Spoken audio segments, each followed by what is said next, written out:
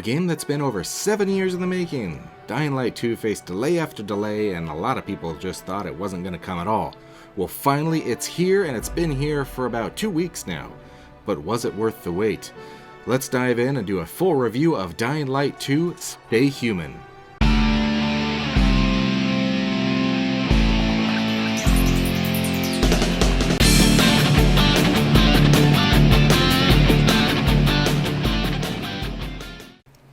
First off, guys, if you're new to this channel, go ahead and smash that subscribe button down below. We really appreciate it.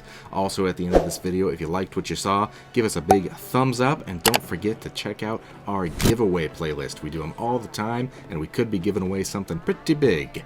Anyway, let's start off by talking about the very first thing you're going to notice when you put any game in your console, or start playing any game, I should say, now that a lot of them are digital, and that's the visuals.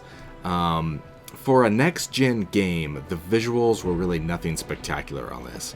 It doesn't have any eye-popping scenery, and the landscape can be a bit bland. Games like The Last of Us 2 and Ghost of Tsushima, which both came out almost 2 years ago on last-gen consoles, really had more stunning visuals than this game. That being said, this game is far from having bad visuals, but it just doesn't really stand out in a crowd. Speaking of visuals, the one thing that can really ruin a game for its visuals is how well it is polished and how well it performs.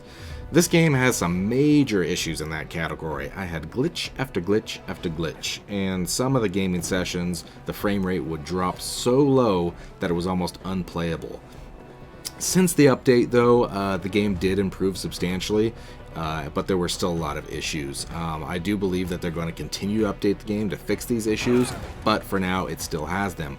I had characters floating in midair, as well as items. Zombies were spazzing out and glitching through walls. I had characters looking the wrong way or just standing in the wrong spot altogether during conversations, and I even had an enemy get stuck in a wall at a very important part of the game where I was unable to fight them, and it led me to have to restart that scene. It was very disappointing when it came to polish and performance, and it really just needed to be, well, honestly delayed again in order to fix a lot of these issues, because really it was inexcusable. There's also this really annoying thing that I had an issue with, and apparently a lot of other people did too, where one certain quest will just never go away. I completed it twice and then ended up looking up how to fix it, and apparently there just is no fix. Some people had it go away after continuing the story. Mine never went away. So that is really annoying, so it registers as a quest I didn't complete. But I guess if you wanted to, you could just keep doing the quest and keep getting the points for it and level up that way. So it's kind of a useful glitch in a way. But at the same time, for us completionists, it was really annoying and something that definitely needs to be addressed. But all that being said, the game definitely had some amazing things about it and a lot of redeeming qualities. I absolutely loved the gameplay. The parkour through the city of Villador is so much fun and very rewarding. The side quests are fun just because it really gives you a reason to run around the city and do some parkour. The combat is kind of basic, but it's still a blast, and I didn't get bored of it.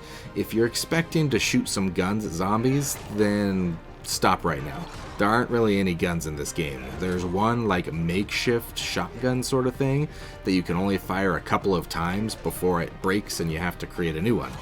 So the lack of guns didn't really bother me, but it may really bug some people.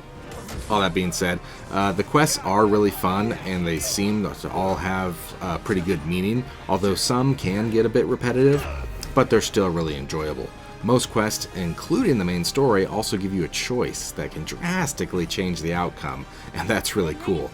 They also added a really cool feature in there that allows you to kind of decide who controls the city. Once you take over a building or clear it from the infected, I should say, it gives you an opportunity to assign it to either the survivors or the peacekeepers. The survivors are kind of the free people of Villador who are just, surviving. And then the peacekeepers are sort of the police and military that kind of run the city. So throughout the game, you'll have different reasons to like or dislike each one. And the game really lets you decide and create your own story that way. and there are many different outcomes that could happen. I've heard there are up to 5. Obviously, I didn't have that much time to do all 5. That can take hours and hours. That's part that Techland said can take up to 500 hours to do absolutely everything in this game. So far, I put in about 80 hours into this game, and I did a lot, but I didn't complete the story more than once. I just did side quests and the main story and a lot of the little extras here and there. But that leads me to the story itself. The story in this game isn't really amazing, but it is pretty good. You play as Aiden Caldwell, who's searching for something, without giving away too many spoilers, that he lost a long time ago. Aiden was just a child during the events of Dying Light 1, and before you ask, no, you don't need to go back and play Dying Light 1 before you can enjoy Dying Light 2. Although I do highly recommend it because the first one is a fantastic game in my opinion. But anyway, back to the story. Without giving anything away too much, the story can change drastically, like I said, depending on what you choose, and it gives you many opportunities to make huge choices in this game. I really enjoyed the story and all the characters. I think they did a really good job at making the characters so you could feel connected to each and every one in a different way. And I just really enjoyed the replay value because, like I said, you can have so many different outcomes the more you play this game. I do hope they add a New Game Plus mode because to experience the story again, I don't want to have to do all the grinding and leveling up. I would like to just go through and play just the story and have all my stuff and enjoy the story itself, like I said, without having to do everything again.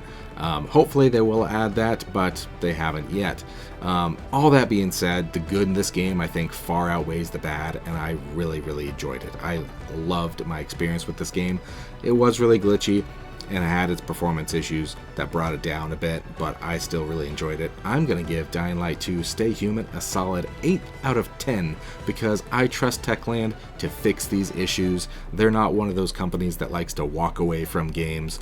They supported the first Dying Light up until the release of Dying Light 2, so I really expect them to baby this one and really make sure it becomes the game it really deserves, and maybe even a 10 out of 10 someday. If you enjoy this style of game, obviously 10 out of 10 isn't going to be there for everybody, but without these glitches and everything like that, it's really close for me. I really loved this game, really enjoyed it, and I highly recommend picking it up. So guys, if you liked this review, give this video a big thumbs up, hit that like button, we appreciate it. Also, don't forget to subscribe to this channel, it helps us out a ton, and we sure hope to see you again here on Super Platinum Achievement.